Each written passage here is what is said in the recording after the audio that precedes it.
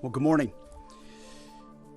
Yesterday at Dover Air Force Base, President Trump, the chairman, and I stood in solemn silence as heroes came home. Flag-draped caskets, we honored them. We grieved with their families, and we listened. What I heard through tears, through hugs, through strength, and through unbreakable resolve was the same from family after family. They said, finish this. Honor their sacrifice. Do not waver. Do not stop until the job is done. My response, along with that of the president, was simple. Of course, we will finish this. We will honor their sacrifice. Their sacrifice only steals our commitment. I wear this bracelet. Staff Sergeant Jorge Oliveira, he was one of my sergeants, or one of my specialists in Guantanamo Bay. He deployed later to Afghanistan, where he was killed on 19 October 2011. Killed 10 years after 9/11, 15 years ago. He was one of the 1%, the best of America. Not just a guardsman, but a law enforcement officer back home, and a family man. I remember him every day, just like so many other men and women of our generation and previous generations who wear bracelets like this. Just as we will always remember those lost in this conflict. Their names are now etched into our mission and into the soul of a grateful nation. I stand here today speaking to you, the American people, not through filters, not through reporters, not through cable news spin.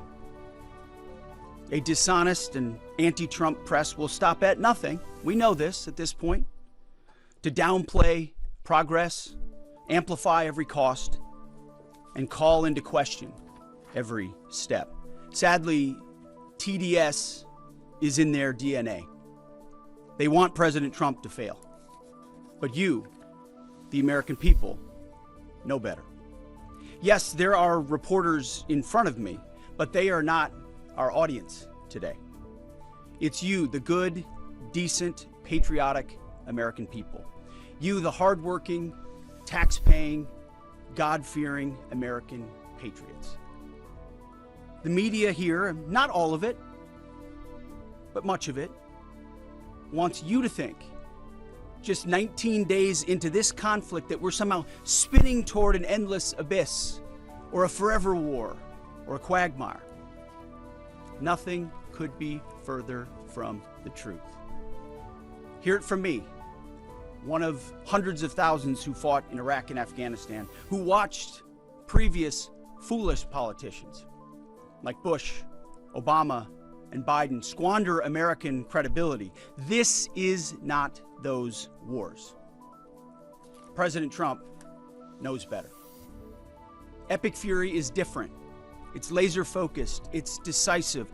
Our objectives, given directly from our America First president, remain exactly what they were on day one.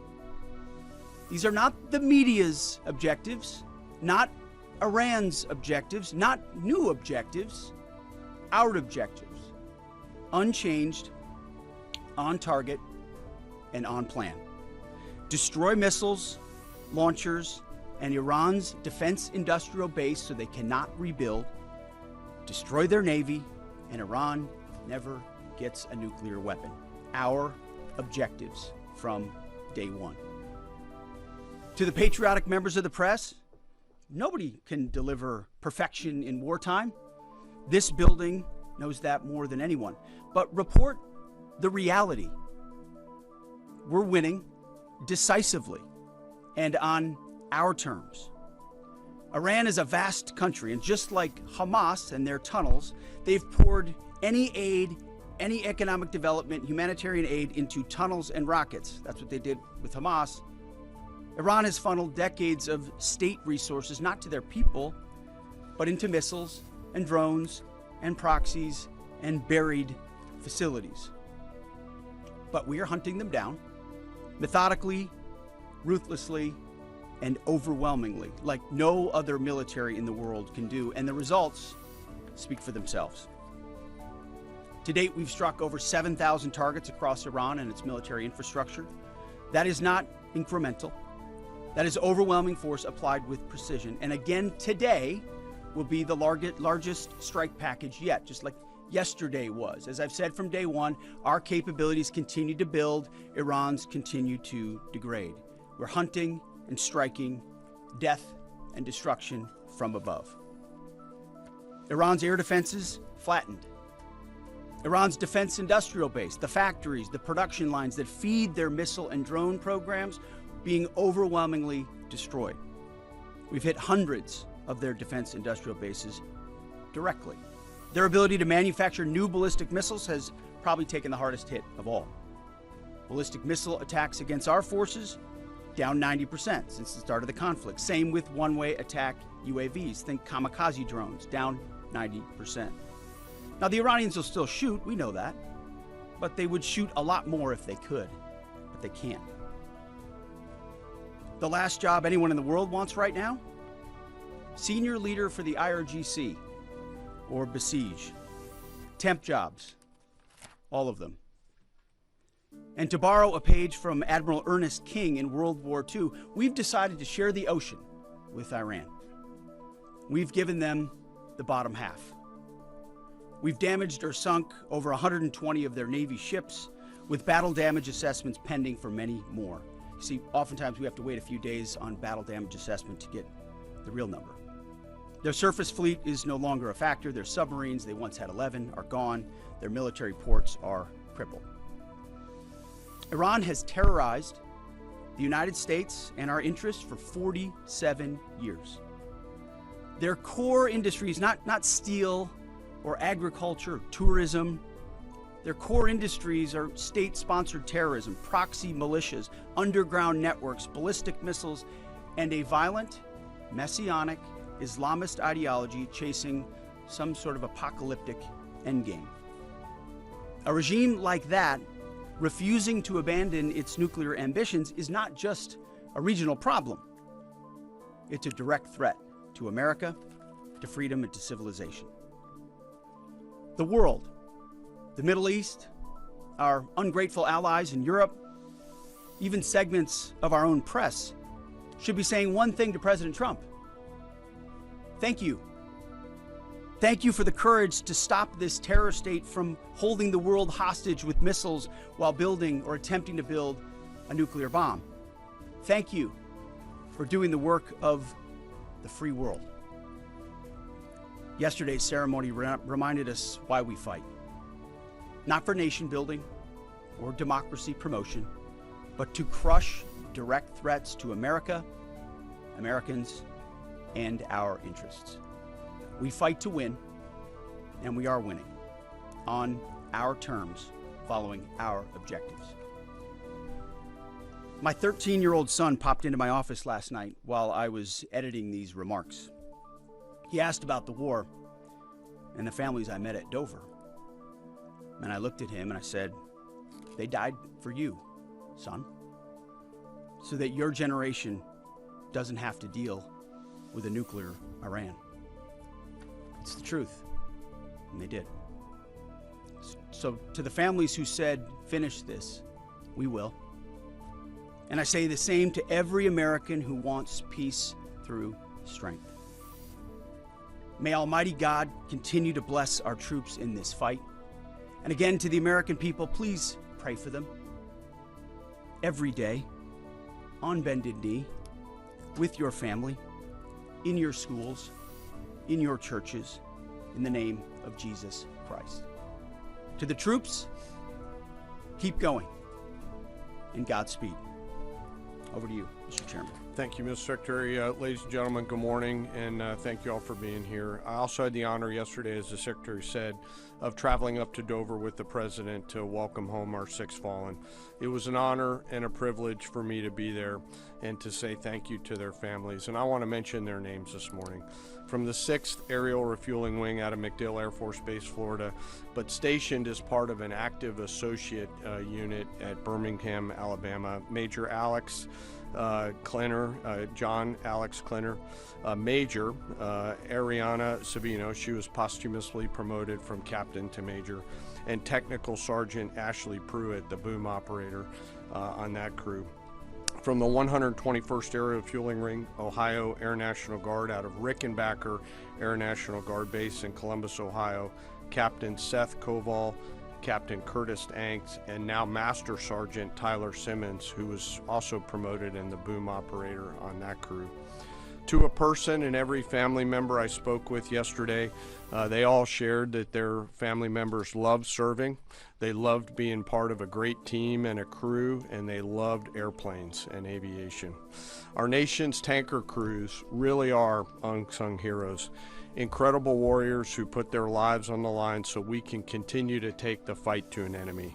I've personally witnessed their courage and tenacity many times, from the morning of September 11th, where they answered my call for some help, to the skies over foreign countries where they've come forward out of their safe tanker track to give me gas when I simply could not leave a ground force that was engaged in a firefight. They've answered the call and come forward time and time and time again. I'm filled with incredible pride and gratitude for all that the tanker crews do, our pilots, our boom operators, and the maintainers. And to the families of our 6 fallen, know that we share your grief. Our nation will never forget their sacrifice, and we will never forget their names. Our entire joint force mourns with you today, and will continue to remember their incredible gift of a great example for all of us. Now let me turn to an operations update. U.S. CENTCOM remains on plan to achieve our military objectives and remain unrelenting in our pursuit of Iranian missile capabilities, UAV capabilities, and their Navy, and as the Secretary said, their industrial base. Each day we continue to attack deeper into Iranian territory. As reported by U.S. Central Command yesterday, the U.S. military dropped 5,000-pound penetrator weapons into underground storage facilities, storing coastal defense cruise missiles and other support equipment.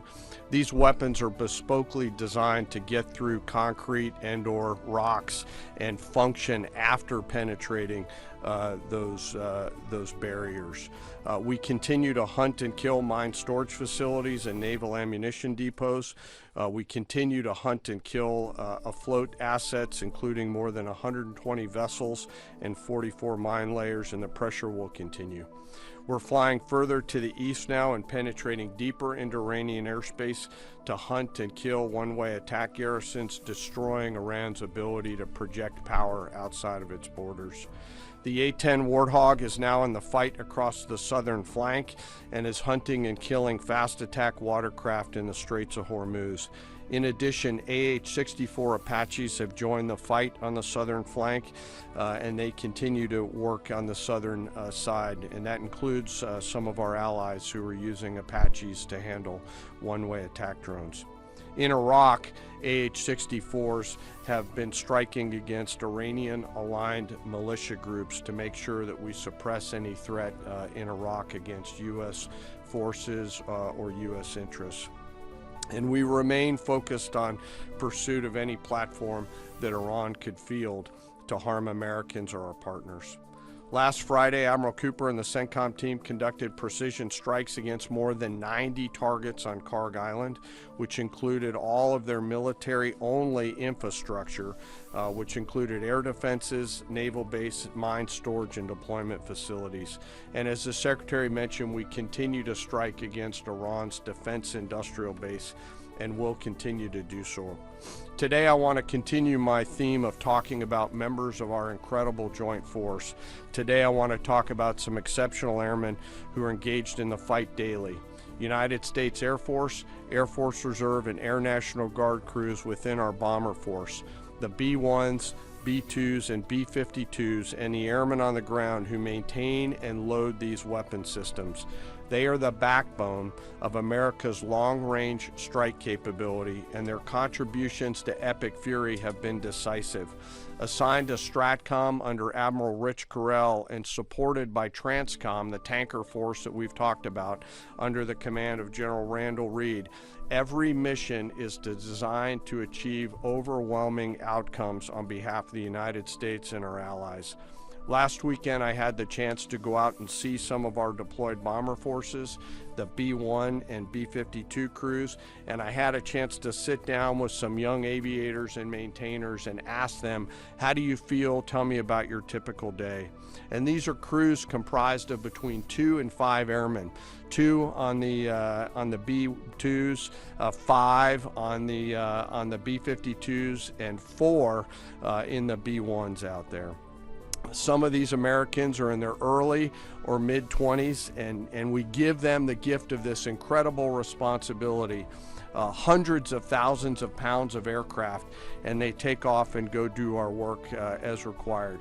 Their mission actually begins the day prior when they're given a target or a bunch of targets, and they begin to study those targets, look at what are the effects required, what are the weapons required to get there, how will we program these weapons, what is the weather, what is the tanker flow. It's an incredibly complex problem that we give each and every one of these crews, and they work it over the period of 24 hours prior, get some rest, and then step out the door to go fly. The last thing they do is they check all of their equipment, their oxygen mask, survival gear, load pistols, and get ready to go. They crank the jets about an hour prior to takeoff and then launch into the daylight, doing their pre-flight checks, and as the kids say, lock in and prepare to go to war, sometimes on a long and stressful journey. During the flight, they're surrounded by technology and capabilities, and they'll do multiple aerial refueling efforts across tankers on the way to the AOR, area of responsibility, either coming from the States or coming from a forward deployed basing. And I will tell you, as a fighter pilot, getting gas is a lot easier in an F-16 than it is in a B-1, B-2, or a B-52, where you are handling this airplane. It is a physical thing, unlike a fighter that's a lot easier. And they stay on that boom for sometimes up to 30 minutes, taking hundreds of thousands of pounds of gas. It is a physical, demanding thing to take gas, and they do it multiple times on the way there, and they do it multiple times on the way home. As they enter the operating area, they bring the entirety of America's joint force together to go do the things that we've tasked them to do, to put bombs on time, on target, with the proper effects. And I know they're feeling a range of emotions, but the thing the American people should take away from it is they're filled with a focus that is incredibly impressive. And they have fear, of course, but their bigger fear is, dear God, please don't let me screw this up, the warrior's prayer that we all have in our souls. In the days of Epic Fury, they were shooting, as we've talked about in this room, a lot of standoff weapons. Now we've switched and rolled, as I mentioned last week, to stand-in weapons. And behind each and every one of them are incredible maintainers and weapons builders who go out there and make sure these aircraft and their weapon systems are ready to go. These airplanes are so big that they're not in hangars. They're out in the cold, out in the snow, out in the rain. The bombs are being built outside for protection and to make sure that it's safe, and they do it 24/7, 365. It's not comfortable work, but when you go spend just a minute with these incredibly young Americans who are so motivated, you cannot come away from that exchange not being hopeful for America's future. It is simply awesome. And we hand these Americans, young Americans, incredible and weighty responsibility, and they deliver every single time. Quietly, with professionalism and humility, doing the things that we ask them to do. In conclusion, we will continue major combat operations. As the Secretary said, we continue to get busier. I know the Secretary and I share that we're incredibly proud of 2.8 million members of our joint force. I am personally, and we are personally grateful for the tenacity and professionalism of the brave men and women who serve inside STRATCOM, CENTCOM, SpaceCom, CyberCom, TRANSCOM, and the rest of the joint force. And I'll close where I started. I ask today that we remember those 6 fallen that came home. They represent the best of our nation. For those families that are feeling the pain, know that we are with you and will remain with you. May we always prove worthy of their sacrifice, and I'll turn it back over to you, sir. Thank you, Mr. Chairman. Take a couple questions. Thank you, Mr. Secretary. Thank you, Mr. Chairman. Given the updated degradation and strike target numbers you laid out, how close would you say we are towards achieving the President's objectives, and what is the end game of the operation without divulging any sensitive battle plans? Well, we wouldn't want to set a definitive time frame on that, but as we've said, we're on plan. So we're looking at those metrics very closely, relaying that to the President and the National Security Team, but feel confident that again, we're more stand in means we're over the top, even further in, and we have even more of an exact sense of what we're striking and why, and even more dynamically, meaning because the intelligence improves, we're able to more quickly identify targets when let's say they come out of an underground facility where they've been hiding, and able to strike it before it strikes or right after it shoots. But we're very much on plan, and that's why I want to speak to the American people here. You hear a lot of noise about widening or new missions or speculation about what we should or should not be doing. This is a clear set of objectives. The President has given us every capability we need to accomplish that. We've got the best in the world in uniform executing it on the ground. They believe in and are invested in this mission, and it will be at the President's choosing, ultimately, where we say, hey, we've achieved what we need to on behalf of the American people to ensure our security. So no time set on that, but we're very much on track. Absolutely. Yes, right here. Good morning, Mr. Secretary. David Zier, Real America's Voice News. What countries have been the most cooperative with us, including the Gulf states, as Europe hedges?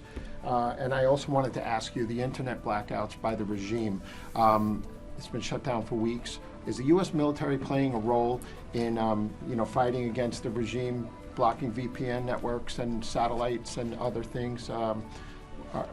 Is there a role for the U.S. military there? Obviously, on the allies and partners side, Israel from day one has been an incredible and capable partner, willing and able. There's nothing like capabilities and partners that are able to use them. The Gulf states have stepped up incredibly. In fact, Iran's sort of reckless attempt to strike civilian infrastructure and other things has brought countries who maybe would have not been as all in as they are today squarely into our orbit. And we're proud to be defending with them, standing with them, you name it. UAE, Qatar, Bahrain, Kuwait, Saudi Arabia, and others who have been right there. And we're grateful for that kind of support. As far as the internet, we're watching the regime try to tighten its grip as much as possible. We're obviously taking countermeasures, many of which we can't talk about here, to ensure that messaging is delivered, not just to the Iranian people writ large, but to the right audiences, certain audiences that need to hear certain things about what their fate might look like or what their choices are.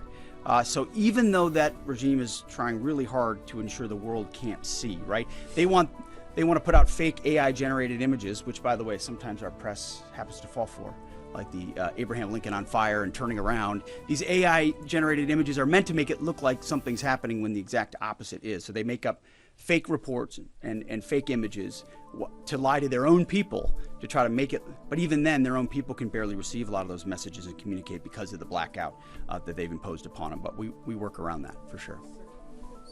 Thank you, Mr. Secretary. General, overnight, Iran launched missiles across the Gulf. They managed to hit the Saudi oil refinery on the Red Sea. What does it mean that they have that capability now, 3 weeks into the war? And Mr. Secretary, you mentioned civilian infrastructure. Iran seems to be treating U.S. diplomatic outposts, embassies, consulates like they are legitimate hard targets in the region now. What is the Pentagon doing to, I guess, secure those assets, stop those attacks? Absolutely. Thanks for the question on the missile strikes. You know, as we said and have always said clearly, they came into this fight with a lot of weapons. This is why we continue to be as aggressive and assertive as we can against their ballistic missile capability, both their medium-range ballistic missile capability and their short-range missile capability. So we are continuing to hunt and find them and kill them, and we will continue to do so. So they still retain some capability. and we have layered defenses throughout the region that will allow us to protect those. And we're working with our partners across the Gulf region to help them improve any defensive capabilities that they may need. To that point on capabilities, Iran is an energy-rich country, could be, should be. Instead, like so many other places driven by a radical ideology, they've spent that money instead of investing in their people. That's why you had millions of Iranians protesting, because they felt like their quality of life didn't match what it could be or should be. And what was the Iranian state? There's a reason we call Iran the #1 state sponsor of terrorism, because they took the money they make and they invest it in tunnels, and they invested in missiles, and they invested in launchers and UAVs, and we are destroying and degrading that in historic proportions. But it doesn't mean they won't still have some and try to hold people at issue, which is why we're fighting every single day to continue to compel. And you mentioned embassies and consulates. Unlike previous administrations, we are doubling and tripling down on ensuring that our people, regardless of their Department of War, Department of State, whatever they do, are secure in those facilities. And the best defense is a good offense. And so we're not afraid to go after and kill anybody, and we have a lot of them attempting to target our diplomatic facilities. Iran, we're not surprised that they would indiscriminately target, and we're still seeing that. Jerry. As part of the justification for the war against Iran, the White House has laid out in fairly comprehensive fashion the Iranian regime's 47 years of terrorism aimed at the U.S., including pointing to the IRGC's provision of weapons and EFPs to help kill Americans in Iraq. The Pentagon in 2019 assessed Iran was responsible for the deaths of at least 603 service members in Iraq, but there hasn't been a similar public accounting by Iran's role helping the Taliban in Afghanistan. And that also hasn't been part of the White House's public argument. I was wondering if you could speak to Iran's role in helping the Taliban during the war in Afghanistan. And Chairman, as you and the Secretary eloquently spoke about, 13 U.S. service members have been killed so far during Operation Epic Fury. I was wondering what lessons have been learned from those deaths, both from Iranian strikes, from an aircraft refueling accident. How are those lessons being applied to the current conflict, and how are those lessons going to be applied to a potential conflict in Indo-PACOM? Thank you. Well, thank you for the question. And it's true. In a town that can have a very short memory, President Trump does not. He remembers what this Iranian regime was founded on, what their declaration has been from the beginning: death to America, death to Israel. They've stated that. They've intended to, in every way, try to accomplish that, killing Americans in any theater they can, embassies for quite a long time. In Iraq, that was the deadliest weapon, was the EFP, the explosively formed penetrator. I was there when that tactic and technique started to emerge, and the realization was it wasn't just jihadis putting together 155 rounds daisy-chained. It was an entire state, a country with its apparatus able to mold steel in a way that was specifically designed to penetrate American armor and kill Americans. This was not, maybe we send them a couple of thoughts about how to build a bomb. This was Iran specifically passing technology and wherewithal and personnel into Iraq to kill Americans specifically. I know the number is said to be 600. A lot of us think it's higher than that, given the amount of capability they brought in. So they have been at war with us, whether we acknowledge it or not, for 47 years. The same goes in Afghanistan. Name the Islamist enemy, whether they are Sunni or Shia, because this is a Shia regime, Sunni or Shia, and Iran's been willing to harbor them as long as that group is willing to try to kill Americans. So the enemy of their enemy has been their friend as well in the Islamist world. So Iran, whether it's Iraq, whether it's Afghanistan, whether it's around the world, has been targeting Americans. And what they wanted in this context, and what President Trump would not tolerate, is a regime of that nature being closer and closer to nuclear capabilities, a capability they would have said they would want to use, and we ought to believe what our enemies say they would do if they got the most dangerous weapon in the world. So it's been across every theater that Iran's been a threat to America, and sometimes we have to remind folks of that, but thank goodness we have a commander-in-chief who, on behalf of this country, has internalized that and said, hey, we're going to do something about it. Jerry, I do want to talk about the lessons learned question because it's important to me. I won't share particular tactical lessons, and the KC-135 incident is under investigation. But I do want to talk about how I think about this and how we think about it, and this is something that I'm pretty passionate about. I believe the Joint Force has to be a very fast learning organization, early, often, and always. And so in each case, both at the strategic, operational, and tactical level, we've charged the Joint Force to look at themselves and say, what was our plan? Well, first, did we have a plan, yes or no? The answer is always yes, because we plan for literally everything. Did we execute our plan, yes or no? If we did it work? If not, why not? If we didn't execute our plan but did something better, what's the lesson learned associated with that? And then how do we quickly capture those lessons after every loss or every engagement and quickly adopt those lessons and then share them across the entirety of the Joint Force? And inside the Joint Staff, we've tasked our J7 Directorate under the lead of Lieutenant General Lazewski, a United States Marine, to be extremely entrepreneurial in harvesting and capturing those lessons in a proactive and not reactive way. In fact, we've got teammates from the J7 who are now spread out across the CENTCOM theater, both here in the States and forward, to ensure that in every opportunity we do not miss a chance to grab that lesson and quickly accelerate it into the practice that we adopt inside the Joint Force, so that if there's a loss or if there's something that we can learn from, that we learn it not only in the CENTCOM AOR, but we adapt it across all of the combatant commands, not just Indo-PACOM. And it's across all of the warfighting functions. I've asked them to look rigorously, to check our egos at the door, to remember this is about what's right, not who's right, and to be clinical around the way we look at lessons learned, because we owe it to the force to do that. Thanks for that question. Absolutely. Brown jacket in the back. Thank you, Mr. Secretary. Jonathan Dre with Roca Politics. As you've said, at the end of this war, Iran will be without a missile or drone capability, a navy, or the ability to make nuclear weapons. Since the largest threat and sponsor of terror in the region will be incapacitated, are there plans to move assets and troops out of the Middle East?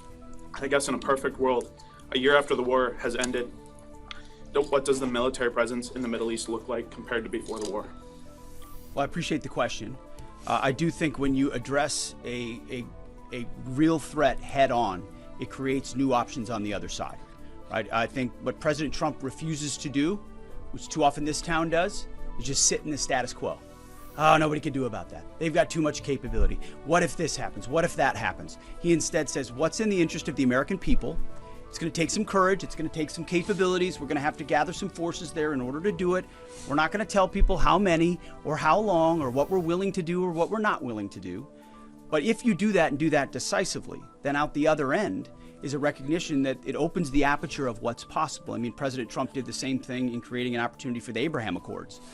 Now you've got a situation where a lot of those countries are coming alongside us, recognizing the threat of Iran. So I think our posture in the future will be based first and foremost on our own national security, power projection, the ability to defend our people and our interests.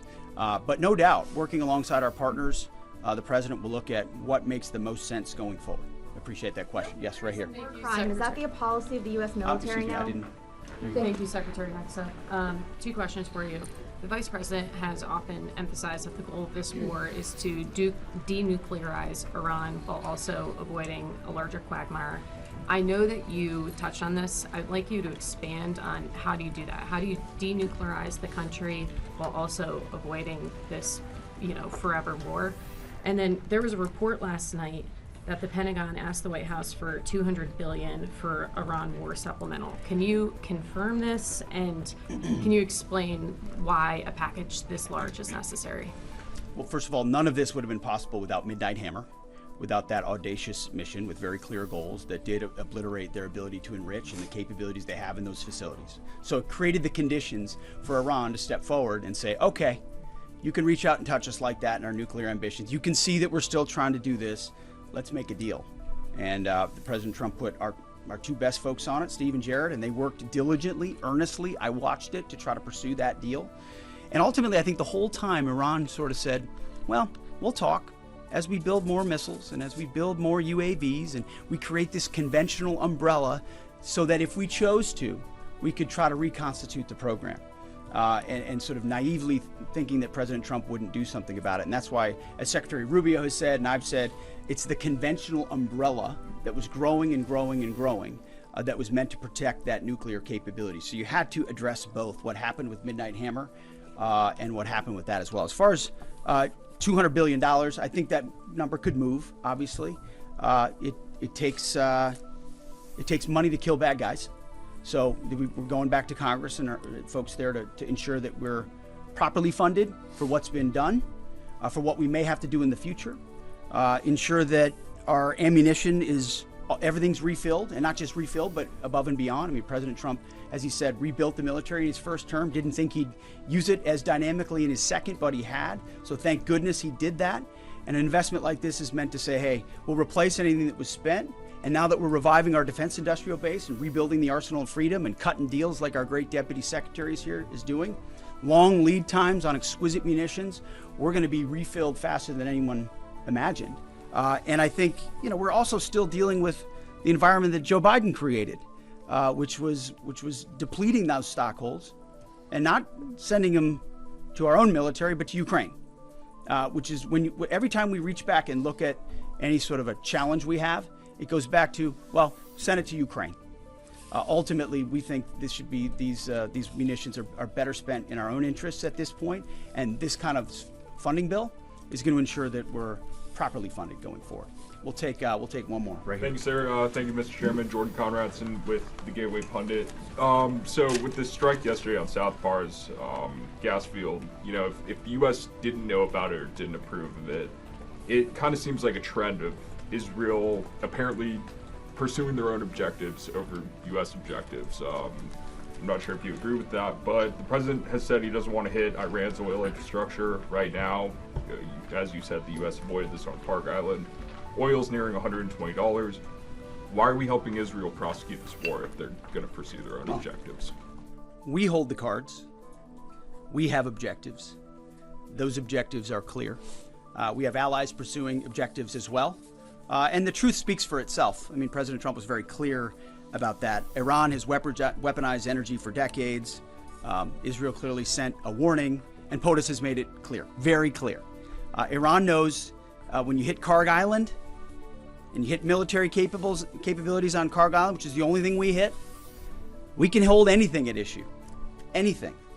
The United States military controls the fate of that country. Iran has the ability to make the right choices. It should not, going forward, target Arab allies, Arab countries, trying to create the pain that they created themselves. Thank you all very much. Appreciate it. Thank you for your time. Appreciate it.